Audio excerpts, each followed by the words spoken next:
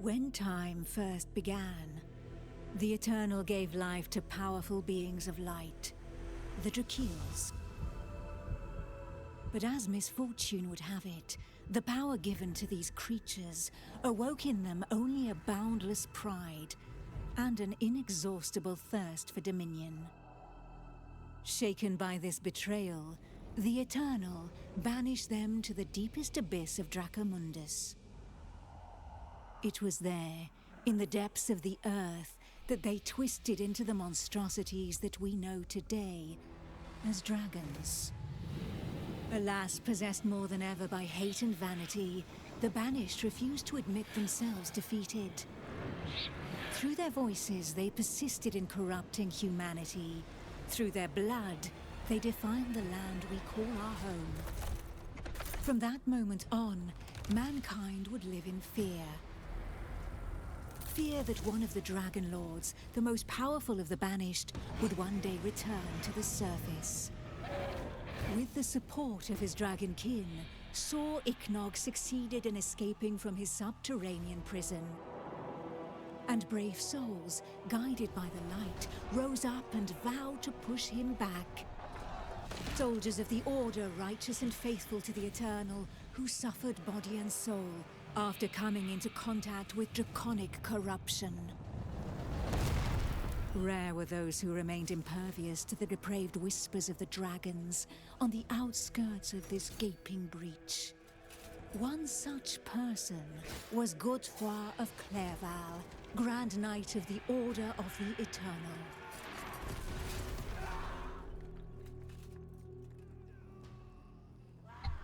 Okay.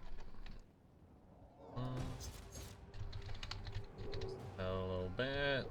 Everything looks like it's okay. I'm gonna turn down the game audio just a hair. Hopefully this works. The voice of the Dragon Lord blighted people's spirits and petrified their bodies, instilling terror and madness into those who heard it. Never before had a breach so vast been rent between the two worlds. It was here, at this wound between worlds, that the corruption was most potent. One by one, haunted by the whispers from below, the people succumbed to madness. Pitiful in their wretchedness, and too weak to resist the command of their new masters, they drank the blood of the dragon and gave in to depravity. Thus enslaved, they were filled with these fleeting embers of hope. A few brave souls founded an alliance to carve the first breach into draconic defenses.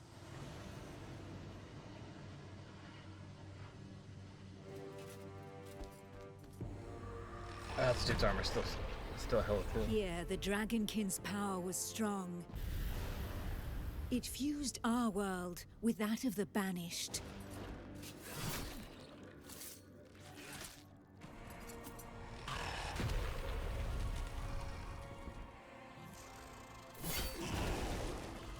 Godefroy of Clairval heroically broke through and shattered their defense barriers.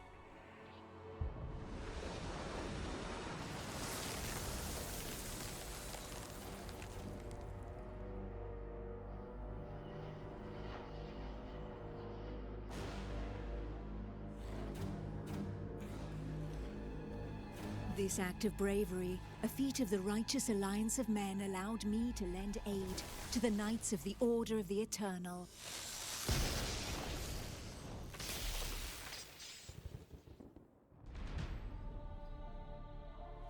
Me, Almantia, Grand Oracle of Pythodurcan, Dragon Blood, a human altered but not consumed by the draconic blood that flows through my veins. My sisters and I have powers given to us by the dragon, but our souls remain our own. Alright, this is my favorite one out of all of them so far.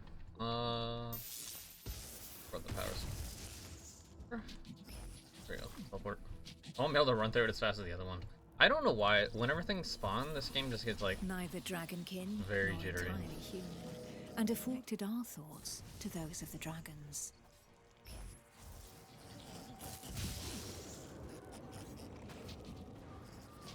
With that understanding came a vulnerability.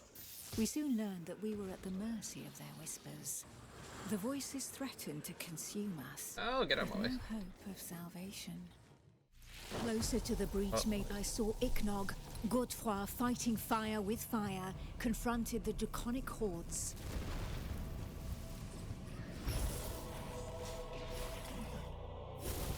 I battled by his side, but my strategy was less direct.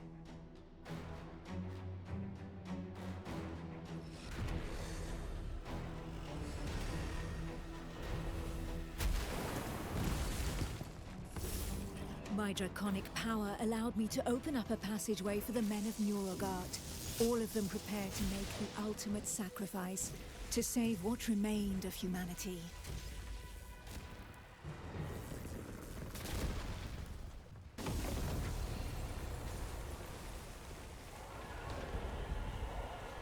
Once this invisible barrier had been breached, they knew that their lives would hang by mere threads. But these warriors from the north cared little for the uncertainties of our plan. A hero's death in the heat of battle with their enemy was the greatest honor that could befall them. Led by the pale dragon blood Harold Truelson, the barbarian fleet had but one objective: to lure the enemy into the open sea and leave the path to the breach vulnerable. If a single vessel reached the coast, then this sacrifice would not have been for naught.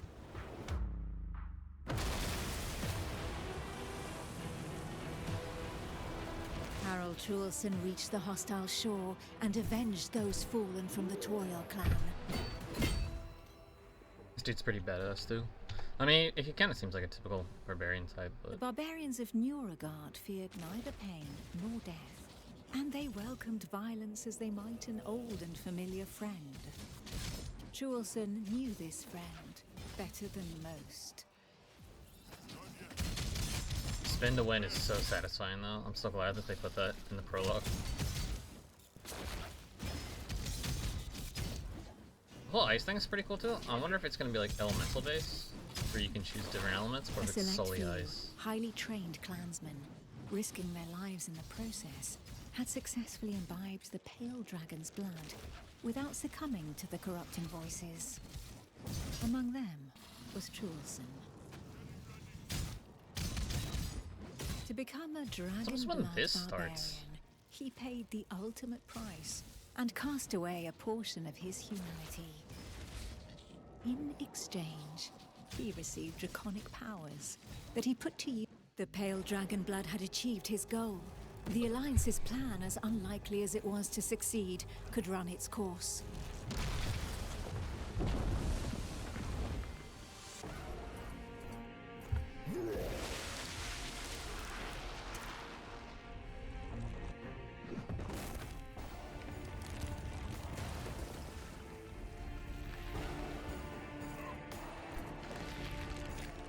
The barbarian waited for the signal that would tell him where to carve a bloody path through enemy defenses and lure the dragons far away from the breach.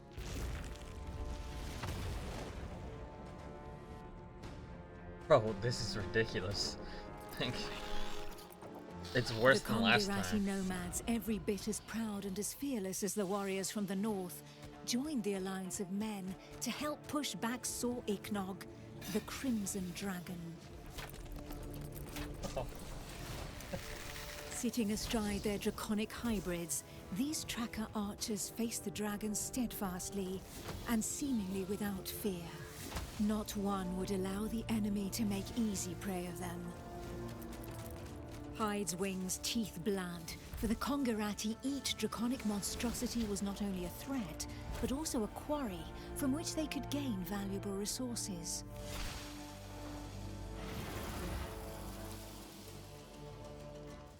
Of all those who made up their number, she was the first to recognize the value of this eternal light. How long would her people be able to continue traveling freely if the corruption were to poison the entire world? This union, the Order of the Eternal entrusted her with one of their most powerful relics, a single, glimmering scale of light. Each champion had one, and the power of their light would be needed to push Sor Iknog back into the shadows. Well, I tried the mage last time. I might try this one. I'm not sure. It was up to Eula, armed with her scale of light, to cast the invocation. She would then know whether she had been right to put her trust in the Order and in joining the Alliance.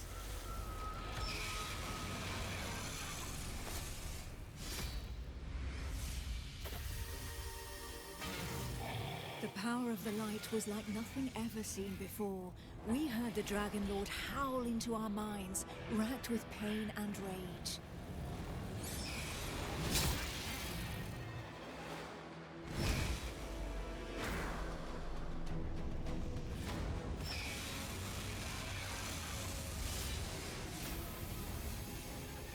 So close to the Dracomundus, our souls suffered as from 1,000 deaths, but we held fast to our positions.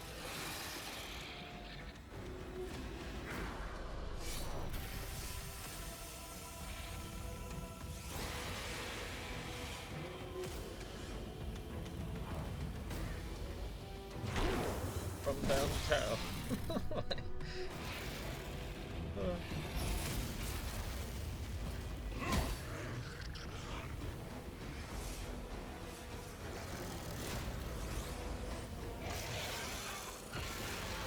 Inch by inch, the divine light pushed the corruption back into the breach. And it was thus that the banished lord saw Iknog disappeared once more into the shadows, where he would suffer eternal retribution.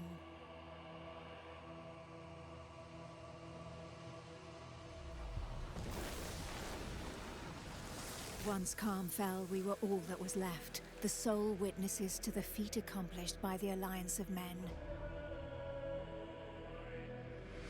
But more than ever, we knew that the taint of draconic depravity still festered in the depths of the abyss, impatient to break free once more.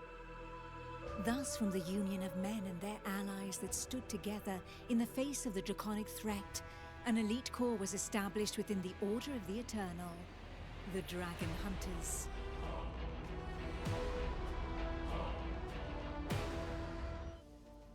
You know what? Let's go with Big Dude. Who knows? This dude seems Perhaps cool the as hell. heroes that the Alliance of Men What has happened to start been with? waiting for will be found among this unit's latest recruits. Get out of my way! Can I up the difficulty yet?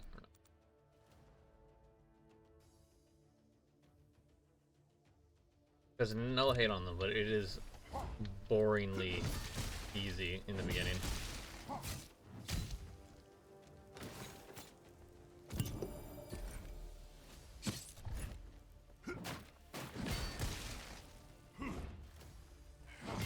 Especially when you can just pop, pop, pop, pop. Everything is just... I love this view though. Oh, so good. Well, it's kind of messed up to say because I'm playing this game, but it really does make me want to go back and do Diablo 3 grind again. Actually, hardcore. Oh, hardcore's so fun. Bonk. Bonk. Also, this game really likes its double hits. Like, what, the mage lady had the lightning that double hits. I think the warrior There they had are. one too. Nicely done, Song Khan. Take care of yourself, apprentice. There are dragonkin gathered here. These are the ones that killed Bjorn's brother. I know they're poison. Let us eliminate them. We cannot let them establish themselves this close to Montesky. Oops. Is anyone hurt? Sonkan? Apprentice? We're fine. Somehow. But what is this totem? It seems as though all the dragonkin were heading straight for it. Our apprentice was able to find us by following them. Astria, you're the expert in draconic rites. Well, Do you did have not any match idea up. where they could have come from? All signs point to this totem having been used for a ritual of corruption. And from the sheer amount of blood spilled here, we can assume they have enslaved a host of victims. The statue is crafted from black willow. It must be from the Jaxaris swamp. My clan's caravans used to stop for supplies there, before passing through your lands. So far from here? Could the Dragonkin have carried this idol? There would have to be countless adepts among I their see number that if too, so. but We oof. must warn the Council of Montesky without delay. Given the scale of this invasion, it should not be difficult to win the counselors over. They'll surely Perhaps it would be best to learn more about our enemy before rushing in. If we are to root out a cult of this size, we need to avoid making any hasty decisions. There would be one way to learn more about these creatures. A reconnaissance mission. If we send a small group, they may go unnoticed. A few skilled soldiers need only enter their lands and target their sanctuaries and camps. I like how he's like whispering in my ear. We'd need to leave before He's like reinforcements massaging arrive my from the plain. shoulders. But this would allow us to gather information while also creating a diversion. So be it. The apprentice will accompany Sonkan while we protect the borderlands around the Alliance. The apprentice will gain a bit of experience in the company of a tracker. All that leaves is the accolade, and to make him a dragon hunter officially. Okay. This is the skill system. Skill system's pretty cool.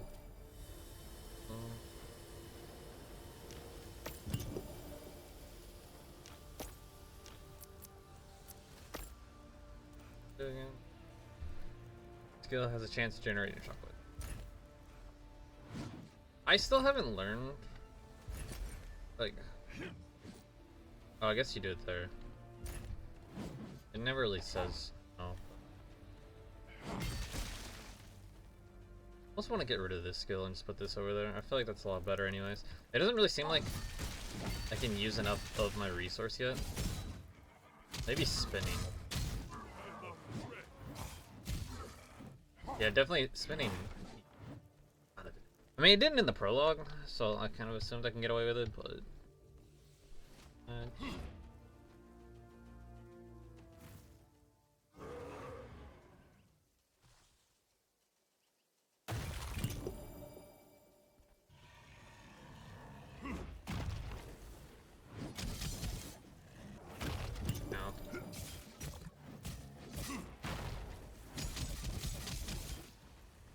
That's why I almost never choose melee characters in ARPGs.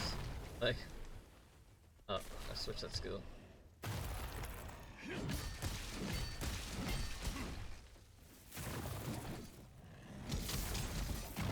Yeah, this is gonna be difficult. Oh god, I'm gonna have to learn how to play